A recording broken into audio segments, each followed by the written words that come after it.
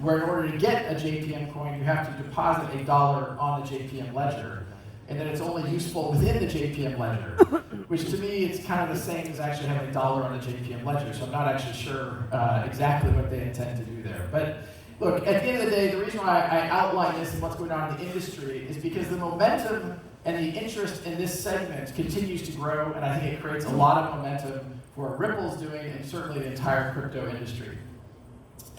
Now, 2019 was also an unprecedented year for Ripple. One of the things I'm always excited about for Swell is we tend to wait and make a number of announcements here, and for 2019 for us was an unprecedented year of growth.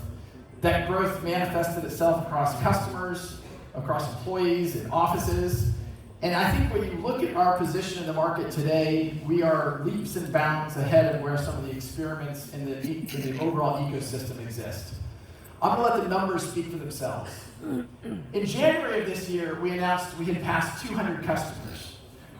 Earlier today, we did a press release announcing that we've now passed over 300 customers, and we continue to add 2 to 3 customers per week. We now reach 6 continents and have payout capabilities in 70 different countries. One of the metrics we care about most internally is the growth of transactions on the network.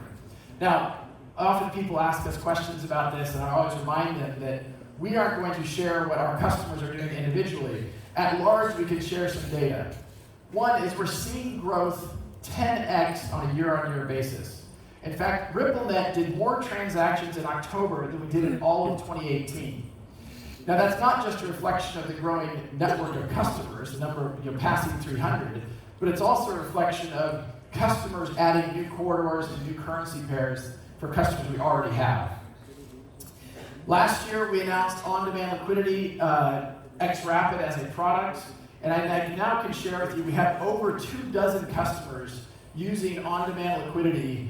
We talked mostly about some of the largest customers like MoneyGram, which I'll touch on in a moment, but this is a huge progress. I'll actually digress for a moment. About 18 months ago, the New York Times somewhat infamously said that no one's ever going to use XRP for liquidity. Here we are today, 18 months later, we've got over 24 customers, we have millions of dollars per week of real flows, real utility solving a real problem. So to me, this is huge. This is an example of taking an idea, taking a concept, and bringing it into reality. Using XRP, using an efficient digital asset to solve a real world problem. One of the announcements we made recently was with MoneyGram. Now, it got a lot of attention, and I think it deserves to. It was back in June, and it only took us about 2 months to get live. Now, that's partly a reflection of Ripple being relatively ready, but it's also like MoneyGram did an incredible job and actually exceeded our expectations in getting live.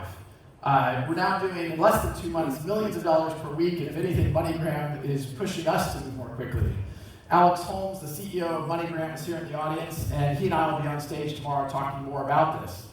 The good news is they're continuing to push us to go live in more corridors, and we announced this morning that we're now live with the Australian dollar, and we intend to be live very soon with the Brazilian real. So you'll hear more from me and Alex tomorrow morning on this point. Now, Ripple grew a lot as a company as well since we last were with you at Swell.